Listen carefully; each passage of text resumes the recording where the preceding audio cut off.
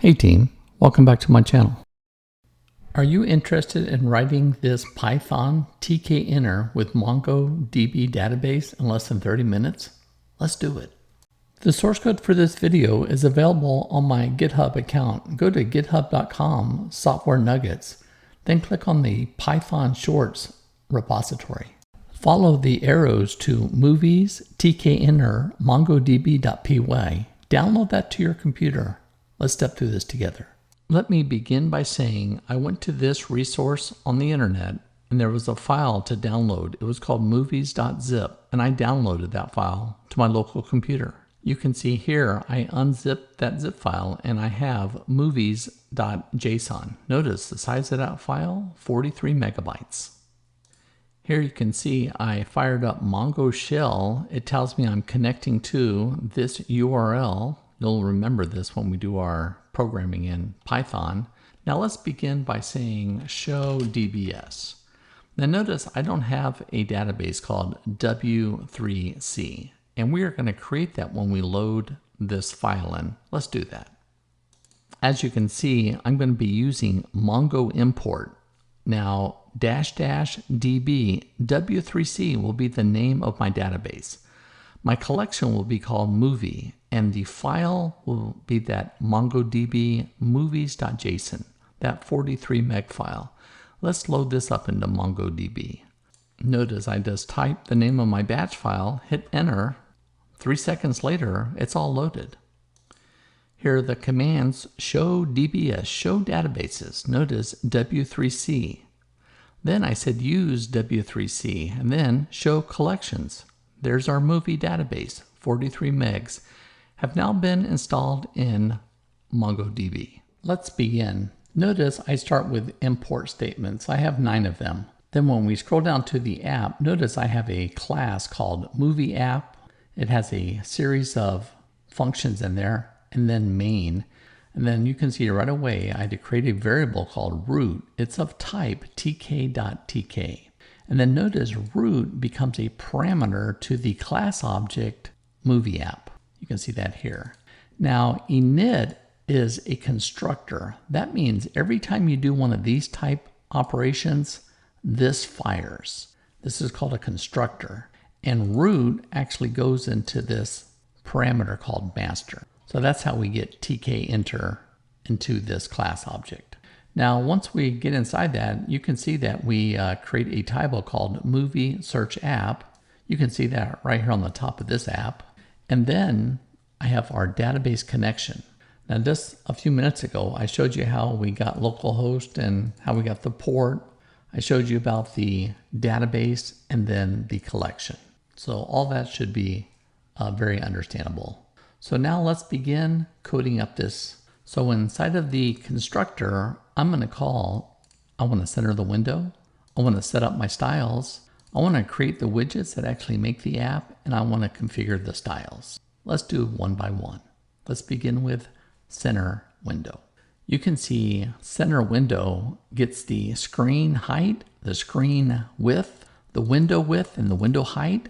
Here you can see I defaulted to 900. And then we just have to figure out the X and Y coordinate systems that makes it the center. Then we're going to say window geometry, and then I'm going to place the window at that location. So if you have a big screen, you'll notice this window pop right up in the very center. That's why I wanted that to happen. And that is center window. In setup styles, notice I begin with TTK style. And you can see here for sky blue, I have a label and I have a frame. And on the label, I set up the background, which is sky blue, and the font color will be black. And then just for the regular frames, you'll see that I'm just using sky blue. We have a lot of reusability with these styles throughout this app. Now we are looking at create widgets. This is our whole UI. So we'll be going step by step, and I'll show you how I did this. Now it all begins with a search frame. You'll notice this search frame, this blue box. Well, I'm calling that search frame. It is of type frame. You'll also hear me when I say grid, row, column span, pad the left, pad the Y. Well, I'm going to say glue this control to the form. So look here, see this frame? I glued it to this form, and that's how you do it. Now our line 53, I don't want this to do resizing, so I kind of turn that off. And then by default, I create this frame to be 850 wide, 200 in height. So 850 over and 200 down. I think you get it. So this right here just creates that blue box. Now we're going to start working down over here with movie name and then this box here. This box is actually called an entry. Now entry is different than text box. A text box can take one-to-many rows. An entry, one row. Okay, so we begin with movie name. You can see here text movie name, TTK label. I glue it to the screen, and then on line 59. Now this is very important. I'm creating a variable. That variable name is search var, and it's of type tk.stringvar. You can see over here when I say search entry, text variable equals self.searchvar. That's the same name of that. And then all I do is I glue this to the screen. So text entry and this search var are kind of married to each other. Now this is very important because all the other controls behave just like this. So you have your label, you have your search var, and then you have your entry. And you'll see for the next three controls, they behave just like this. Okay. Now the actor is the label and it has another entry. So you can see actor, TTK label, glue it to the form. I have my variable actor var, and then I have my TTK entry. So I can do data entry, and notice I'm using the actor var as my text variable. Then I glue it to the form. The last entry box we're going to be using is for the director, and then the entry box. Notice I have my label, I have my var, directory var, text variable, directory var, also a TTK entry. I glue the label to the form, I glue the entry box to the form, and we have our variable. Lastly, in this column, you can see that I have a frame here, and inside of that frame, I have two radio buttons. So here you can see I created a frame, I glued it to the form, I have a variable called sort var, and then I'm going to default the sort var value with by movie name. Then we have a movie radio button, and then a year radio button, and then I glue both of those to the form. You can see here, it's right down the middle, nice and easy. And lastly, we have our two buttons. We have a search button, a clear button, and guess what? Its parent is a frame. So here you can see on line 91, I have TTK frame. That's for this little buttons. And then notice here, I put our buttons in here. One new thing that you might be seeing here is sticky. Now this is like how you want me to line it up in this open area. Notice we're saying line it up to the east. So there's your frame. There's your button for search. There's your button for clear. Notice each of them have a command. A command, when I click on the search button, is going to call search movies. That's a function. You can see that right here on line 103. And then when they click on the clear button, I'm going to be going to clear search. We have now finished this top section. Let us now move down to the tree view control, this guy right here. As you can see here on line 101, we have a tree view control. Here are my columns, select mode browse. That means I allow single clicks in here and just one at a time. There are other options where I can select 2 rows at a time, but we just want to do 1 row at a time. And then we have our column headings. Notice that you can see year, title, IMDb rating, tomatoes rating, and directors. You can see that right there on the top. When we get to the column definition, notice that we get to set the width, and that is how wide each column is, and does it display all of our data. Our last option for this tree view control is we're going to bind that to double click. And when someone double clicks on one of these lines, we're going to call show poster. That's a method that we have right here, 125. And lastly, here's the last section of this app right here, this bottom area. And notice I'm calling that plot frame. So you can see I have a frame, I have a non-resizing grid. I'm going to be using that style that we defined above, T-frame. I'm going to put a text in there. I told you the difference between text and when we have the, where is she at? An entry. Entry is a one-liner and a text is many. And then we are allowed to put a image over here. Let's see what that looks like. So you can see here we have our text, we have a label, and we placed an image there. And there you have the method called create widgets. That is all of the code that we need to present, the layout. In configure style, all I'm doing is assigning each of these labels to an individual style. When you, the user, click the clear button, notice that you're going to remove the tree entries. You're going to call clear movie details, and that's going to remove the plot and the image. And then you're going to set the search for the actor, the director, and the movie name to empty. Now remember, these are variable names. In the text, to actually remove all the content, what we have to do is we have to put the state to normal, begin at row 1, position 0 to the end, and delete all that text. And then we're going to set it back to disable. The reason why I did these 2 additional steps is I want that to be read-only. Don't want a user making changes. Maybe in your version, you'll want them to update, but that's up to you. Lastly, we have our image. Remember, our image, we're going to go and assign to this variable, but we're going to default with image equals none. And that's clear movie and clear search. When the user clicks the search button, notice I'm searching for John W. It's John Wayne.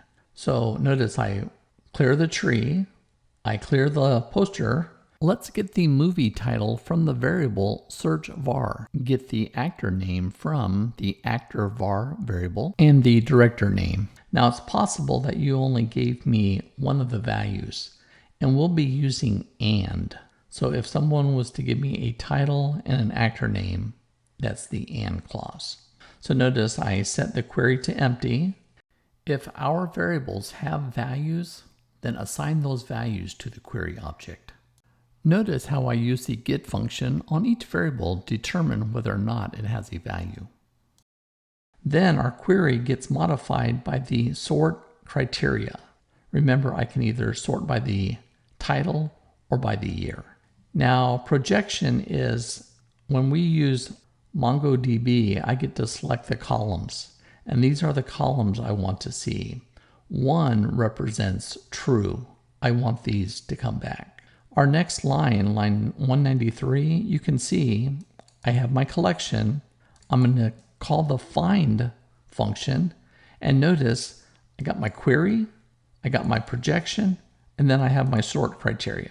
That gets me into movies. Remember, this can find 0 to many records.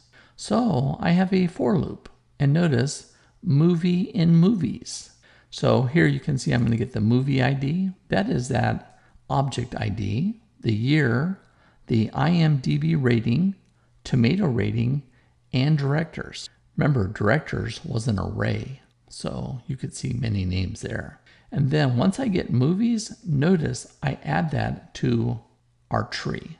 The last column on that will be movie ID, and you'll see later that I use that movie ID, which is the primary key, to go find the poster. It would be horrible if I used the title because movies have dupes. That means the same movie name exists more than one time. Movie name is unique, 1-to-1.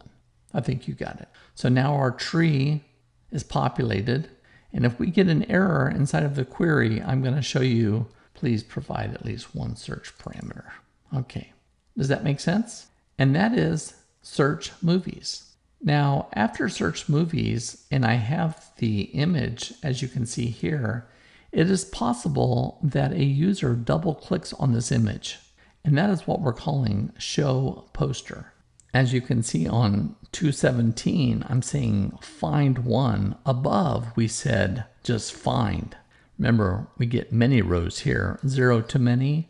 Here we get at max 1, and we're using the movie ID, which is the primary key. Then we set the full plot. That means movie, I have to get full plot from there. And the first thing I did is I removed all the content that was possibly there. Start at line 1, position 0 to the end, delete it all, and then I'm going to insert the content that is in the variable full plot. Notice I first set it to normal, then I set it to disabled to make it read-only. You can see the field poster. It contains the URL to a website that has an image of this movie, also known as movie poster. We will now assign that image to the poster label control on our form. Here, I can then double click on this and it will actually call a website and create a whole new form. Let me show you what that will look like. See that? On the double click. Throughout here, you can see that if I get a non-200, that becomes an else. If I cannot get the poster, that becomes an else. And at the very top, if it's not a movie, then I have some other problems. And that is the source code to this problem. Remember, the source code is available on my GitHub account. And there you have it, team, a fully functional Python app using Tkinter and MongoDB. If you have any questions or comments, please leave them below in the comment section. I truly wish and hope you consider leaving a comment that is helpful not only to myself, but other viewers. Until my next video, friends, take care.